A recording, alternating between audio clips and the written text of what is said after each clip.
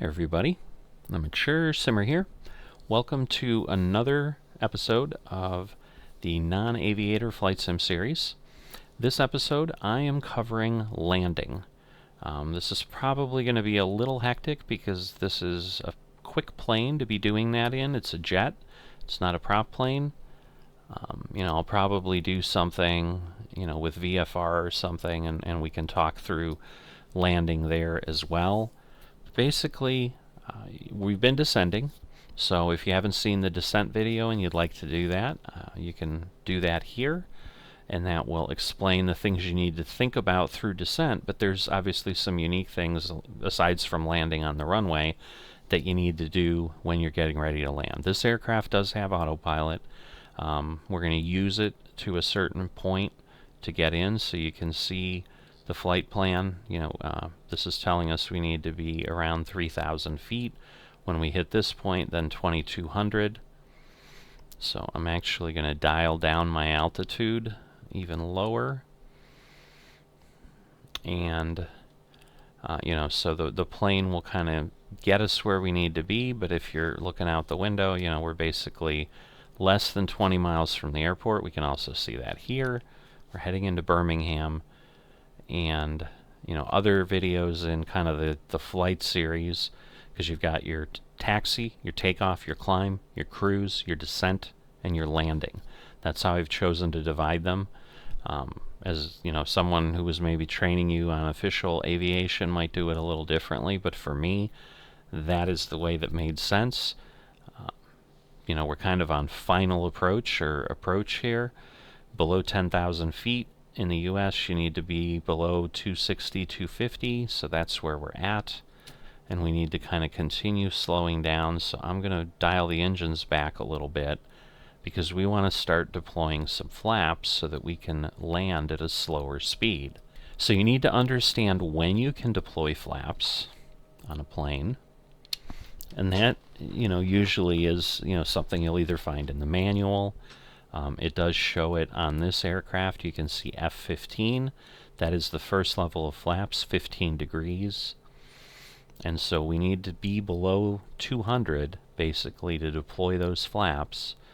So I am trying to let the plane slow down to that. Also, somewhere between 5 and 10 nautical miles out, I like to use and lower my landing gear. That just gets the plane obviously configured to land, but it also provides some drag, so it helps actually slow the plane down as well. So the plane's starting to fly a little bit wobbly, partially because it's getting close to the point where it really needs some flaps. So we're going to go ahead now, take us to 15. So we've gone ahead and done that, and you can see now it's slowing down, and then the next level of flaps is 35. And so we're going to go ahead and do that when we get down there, but the plane is now going to turn because we've got the autopilot. It's a lot more challenging to do this. So there's the runway. So that's one of the main things you need to do on landing, is you need visual acquisition of the runway. Right. So what is happening there is I've deployed the flaps. The CJ4 has a requirement that the flaps be down when you do that, but now you can see that's really going to slow me down. So now I need to adjust the engines, because obviously I don't want to fall out of the sky. So I need this to line up, and so basically you're landing usually with full flaps or close to it, depending on the aircraft and on your preferences, how fast you want to come in. And there's this little green dot on the display. That's what it's called, green dot speed. That's kind of your target, and where the plane's running most efficiently. But obviously if you feel unstable or you feel something else is going on, okay, I'm going to go ahead and I'm activating the approach. So basically it's locking onto something that is going to keep me lined up with the runway this way, so it's kind of moving us over a little bit there because we were a little too far to the right. And then eventually, potentially, we're going to hit somewhere where this GS is going to come in, and that's going to change our vertical positioning.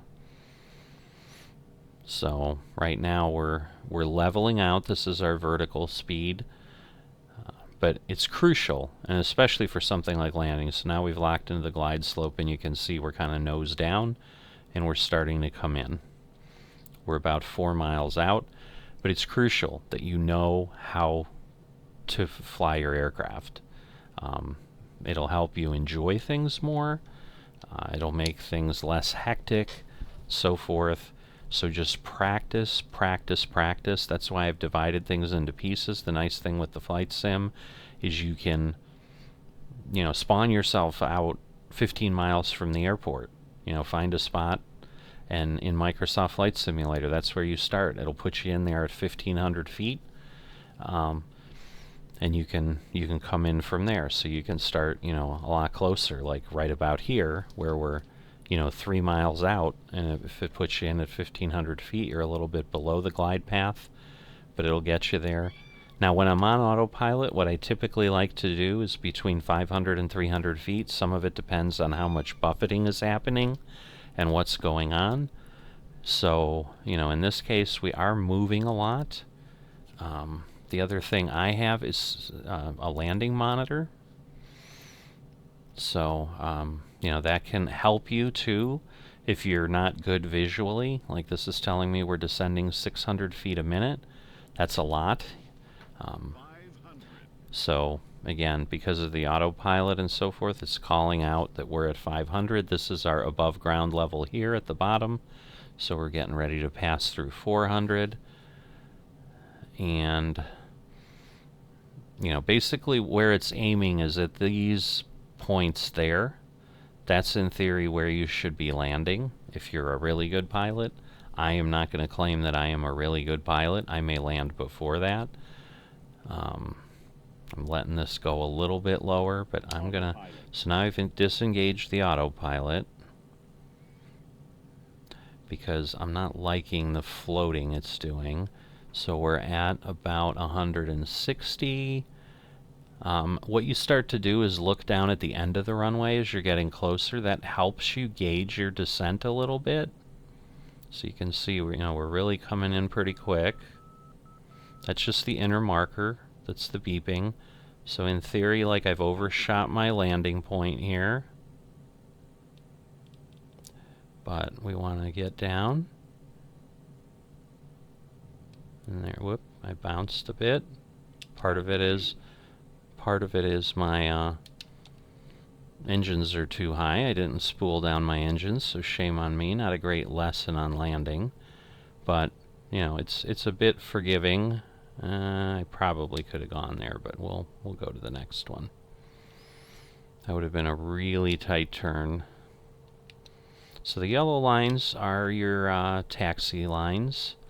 So they kind of help guide you for appropriate exit points and so forth. So just look for those. This is a sharper turnaround. And then when you're exiting the runway upon landing, you're going to want to kind of go past the hold short markings, which is what we're coming up on here. It's kind of that double line and then double dashed line is what you're normally seeing. And at this point, if you were with air traffic or whatever, they probably would have told you what they want you to do and so forth. But I am at this point going to go ahead and just engage my parking brake, get my engines fully spun down. But those are the things you're talking about or you're dealing with when landing. So as you get close to the ground, what I wasn't really able to talk about because I was kind of in the heat of the moment, you're doing what's called a flare, which basically is you're bringing the nose of the plane up to create a bigger profile to the air. So the wing is doing less lifting at that point and some slowing down as well. But your goal would be to land. This was probably very gentle. You know, 150 is kind of the sweet spot I've seen in the virtual airlines I participate in. You're going to want to, target that. But basically anything, if you're starting it into 400, 500 feet a minute, that's a hard landing. That would probably do significant damage to the aircraft. Target something in between. You can, I'm sure, find a lot of information if you're looking to get that. The nice thing is, Flight Sim's a little more forgiving.